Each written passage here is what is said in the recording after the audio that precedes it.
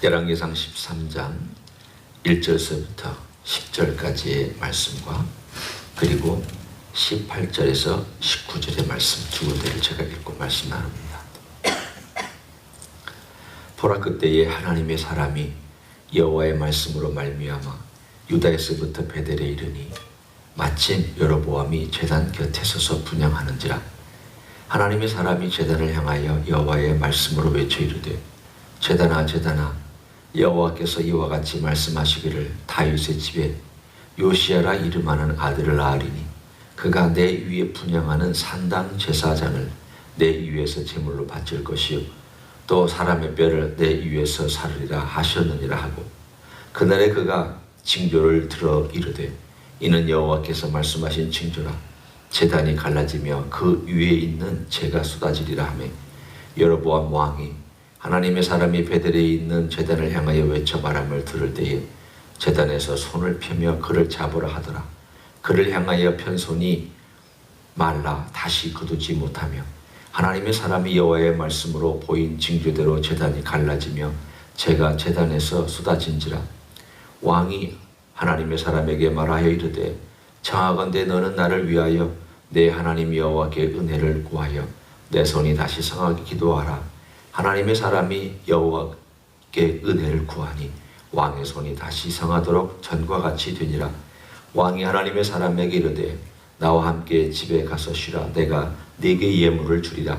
하나님의 사람이 왕께 대답하되, 왕께서 왕의 집 절반을 내게 준다 할지라도 나는 왕과 함께 들어가지도 아니하고 이곳에서는 떡도 먹지 아니하고 물도 마시지 아니하리니, 이는 곧 여호와의 말씀이 내게 명령하여 이르시기를 떡도 먹지 말며 물도 마시지 말고 왔던 길로 되돌아가지 말라 하셨음이니이다 하고, 이에 다른 길로 가고 자기가 베델에 오던 길로 되돌아가지도 아니하니라. 18절로 넘어갑니다. 그가 그 사람에게 이르되, 나도 그대와 같은 선지자라. 천사가 여호와의 말씀으로 내게 이르기를, 그를 네 집으로 데리고 돌아가서 그에게 떡을 먹이고 물을 마시게 하라 하였느니라 하니, 이는 그 사람을 속임이라. 이에 그 사람이 그와 함께 돌아가서 그의 집에서 떡을 먹으며 물을 마시니라. 아멘. 오늘 일어난 이 사건은 참 특이한 사건 중에 하나입니다. 우리가 성경의 이야기를 쭉 읽으면 주인공들의 어떤 모습이 이렇게 눈에 들어오고, 또 어떤 동기로 또 어떤 모습으로 활동하는지에 대한 내용들이 어느 정도 파악이 되는데, 오늘 이 이야기를 보면 두 선지자의 이야기가 등장을 합니다. 한 선지자는 유다에서 올라온 선지자고, 또 한 선지자는 베델에서 원래 활동하던 늙은 선지자의 이야기입니다. 그런데 이 이야기를 쭉 보면 사뭇 모든 것들의 행동들이 우리가 이해하기 좀 쉽지 않게끔 그렇게 구성이 되어 있습니다. 먼저 유다에서 올라온 선지자 이야기를 우리가 한다면 읽은 내용에 조금 내가 더 보충을 합니다. 하나님 말씀을 그가 받았습니다. 베델로 가라. 베델은 바로 금송아지가 있었던 여로보암 첫 번째 북왕국의 왕이 사람들이 예루살렘에 내려가서 성전에서 섬기면 마음을 빼앗기고 자기의 왕국이 무너질까봐 우리로 말하면 휴전선을 그어버린 겁니다. 38선을 그어버린 겁니다. 내려가지 마라. 내가 제단을 세워줄 테니까 모든 백성은 여기서 섬겨라. 그래서 그 왕국, 북왕국의 남쪽의 베델을 저 북쪽의 단 두 군데에다가 금송아지를 세워놓고, 이 금송아지가 여호와다. 다른 신이라고 말하지 않았습니다. 바알 신이다, 아세라 신이다고 말하지 아니하고, 이 금송아지가 여호와 신이니 우리가 아는 여호와니 너희들이 앞으로 모든 제사도 절기도 이 신전을 중심으로 해라. 북쪽에 있는 지파들은 북쪽으로 가고 조금 남쪽에 있는 지파들은 남쪽으로 내려와서 그렇게 하면 된다. 얼마나 편리합니까? 여로보암 쪽에서는 대단한 지혜를 발휘해서 했다고 생각할 것입니다. 바로 그 제단의 하나인 베델에 있는 제단을 향하여 하나님께서 명령하셨습니다. 앞으로 다윗의 자손 중에 하나인 요시야가 이것을 헐며 그 제사장들을 여기서 죽일 것이다. 그 일은 300년 후의 일입니다. 대략 이 북왕국이 한 300년 정도 진행이 됐고 200년 정도 진행이 됐고, 그리고 진짜 이 제단이 멸망한 후에도 여전히 존재했지만 그 북왕국이 멸망한 100년 후, 이 시점으로 따지면 300년 후에 하나님께서 어떤 일을 행하실지에 대하여 메시지를 전하러 간 이 젊은, 어떤 의미로 보면 젊은 유다에서 한 선지자가 오늘 우리가 읽은 이야기입니다. 그리고 이렇게 메시지를 받습니다. 왔던 길로 돌아가지 말고, 물도 마시지 말고, 떡도 먹지 말라. 가혹한 메시지죠.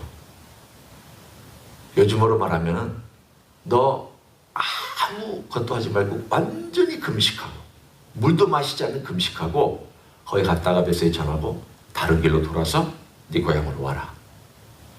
그 동안에 아무것도 먹지 마라. 얼마나 가혹합니까? 그리고 이 메시지를 전한 다음 징조를 보이고 돌아오는 그 이야기가 이제 그 다음에 등장합니다. 여로보암 앞에서는 그런 영감이었습니다. 하나님의 징조, 제단이 허물어지고 재가 쏟아지는 이것이 바로 앞으로 300년 후에 일어날 것인가에 대한 징조였습니다. 여로보암이 잡으라고 얘기했을 때 그 손이 말라버렸습니다. 놀래가지고 너 기도해라. 그랬더니 기도했더니 그가 손이 다시 회복됐습니다. 그리고 나서 내가 너를 대접해 줄 테니까 우리 집에 가자 그랬더니 하나님께서 이렇게 명령하셨기 때문에 나는 절대 당신 집에 가지 않겠다고. 그리고는 떠나서 돌아오는 길에 베들에 있는 이 늙은 선지자가 정신없이 그를 쫓아가서 만나서 이렇게 얘기를 합니다. 내가 천사를 만났는데 천사가 나보고 이 선지자를 대접하라 했다. 그러니 우리 집에 가자. 그랬더니 유다에서 온 선지자가 그 말을 믿고 그 집에 가서 떡과 물을 마시고 쉬는 동안에 하나님께서 이 늙은 선지자를 통하여 메시지를 전합니다. 너 왜 이 지금 유다에서 온 선지자에게 전하는 메시지입니다. 내가 물도 마시지 말고 떡도 먹지 말라고 그랬는데 너는 어떻게 해서 이렇게 내 명령을 어겼느냐, 순종하지 아니하였느냐, 네가 결국 죽으리라. 그래서 결국은 이 선지자가 돌아오는 길에 사자를 만나서 사자가 그를 죽입니다. 그리고 사자를 죽이고 타고 온 그 노새나 나귀를 물지도 않고 나귀가 여기 있고 사자는 여기 있고 그리고 죽은 선지자 시체는 여기 있고,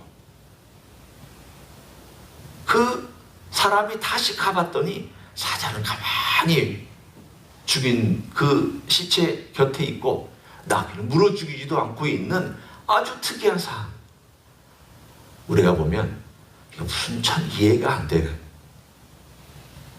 어떤 의미로 보면은 참 우리의 상식이라든가 이런 것을 이해가 안 되는 그런 일이 벌어졌습니다. 그랬더니 나이 든 선지자가 그의 시체를 데려다가 자기가 죽을 무덤에 장사하고 그리고는 자기 아들들에 대해 얘기합니다. 내가 죽으면 이 선지자 곁에 나도 놔라. 그러니까 한 동물에 있겠다는 뜻입니다. 그리고 나서 이 이야기의 결론이 뭐냐? 결론이 중요합니다. 왜 하나님께서 이런 일을 하셨을까에 대한 분명한 목적은 우리가 알 수 있습니다. 과정은 조금 신비하고 이해하기 어렵지만 33절을 보시면 이 사건에 대한 분명한 목적이 등장합니다.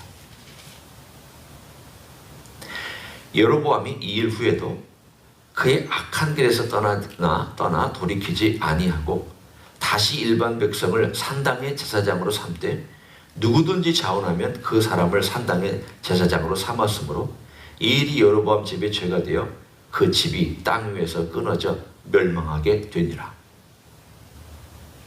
오늘 여기에서 33절에서 말씀하고 있는 내용이 여로보암이 이 일 후에도 그의 악한 길에서 떠나 돌이키지 아니했다라고 되어 있습니다.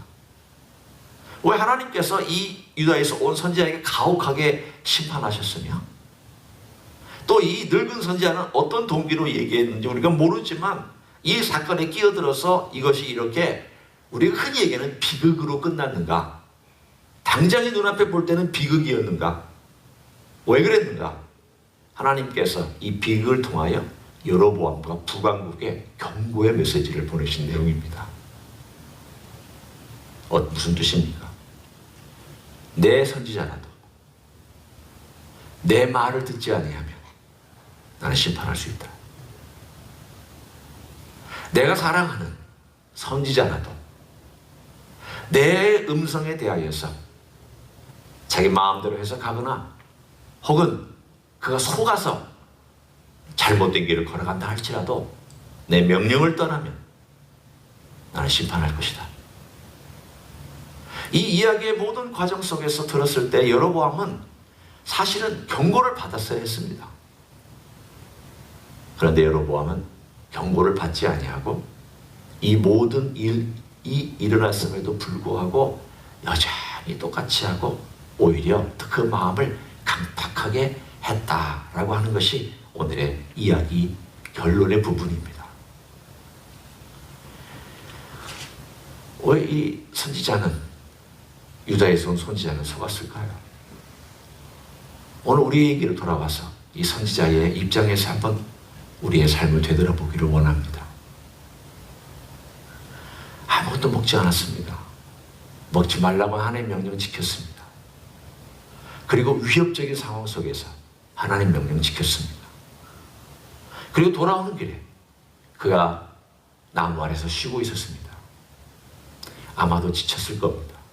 아무것도 먹지 아니하고 어려운 일을 상대하고 돌아올 때에 영적으로나 정신적으로나 육체적으로 많이 힘이 빠졌을 겁니다.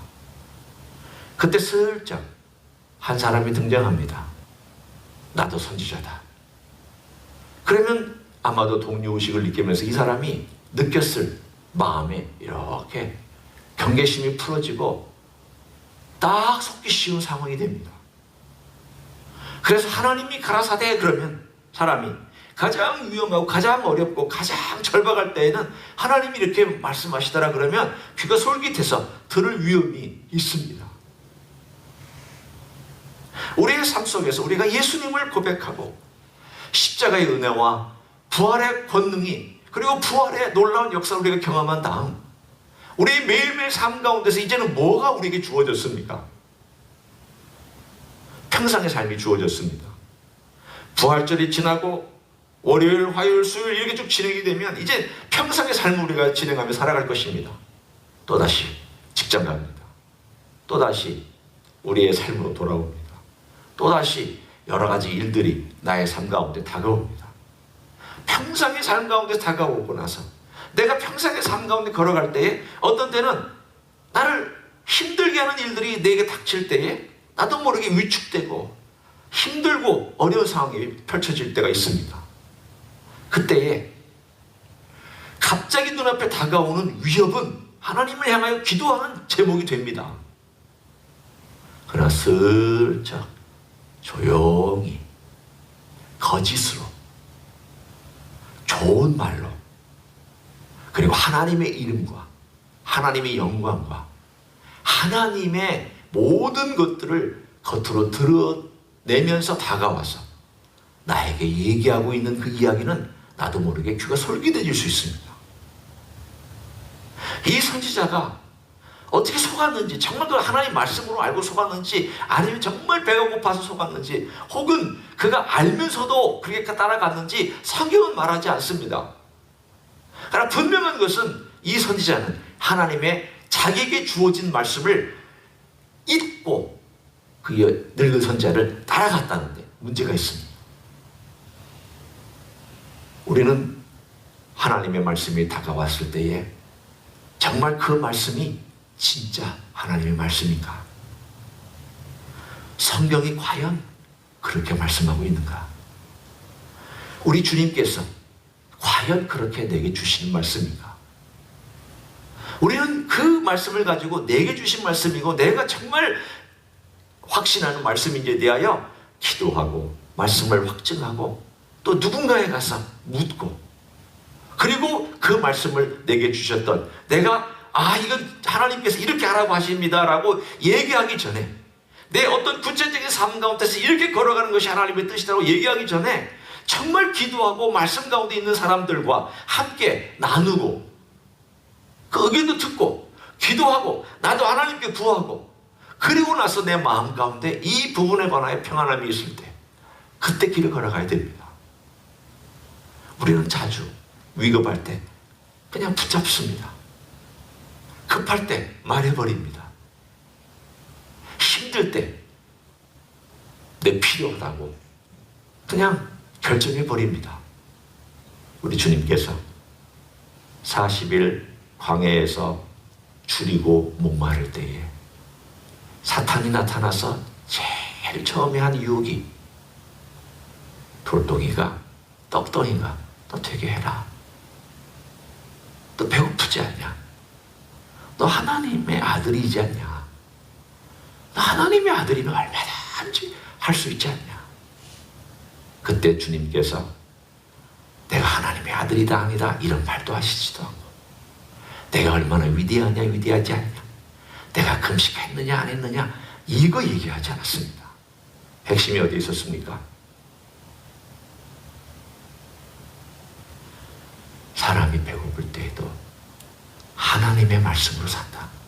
이 말은 하나님의 뜻이 먼저다 그 뜻입니다.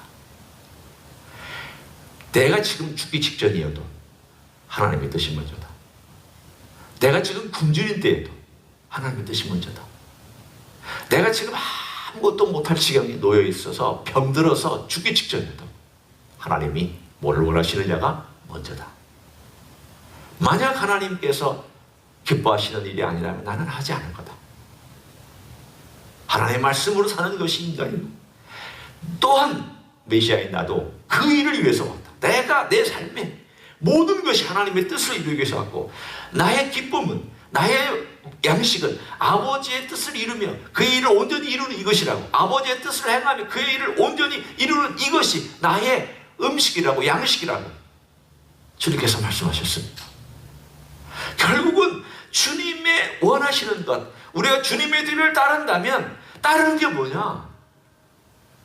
막연하게 따르는 건 그냥 뭐 봉사하고 예수 믿고 예배 잘 드리고 뭐 이렇게 생활하는 거냐? 예, 그것도 포함되어 있습니다. 그 근본은 뭐냐? 예수님이 첫 번째 사탄에게서 시험받은 바로 그 제목입니다. 모든 것에 하나님이 기뻐하시는 것을 따라가느냐?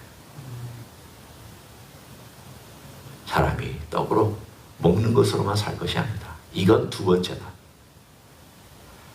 첫 번째는 우선순위는 다 하나님의 말씀을 먹는다. 이 말은 말씀과 내가 하나 되고 말씀을 내 삶 가운데서 적용하고 하나님이 기뻐하신 것 그거 따라가고 부활하신 주님께서 그 영광의 주님께서 내 삶 가운데서 나를 통하여 영광을 얻기 원하시는 그것이 뭘까?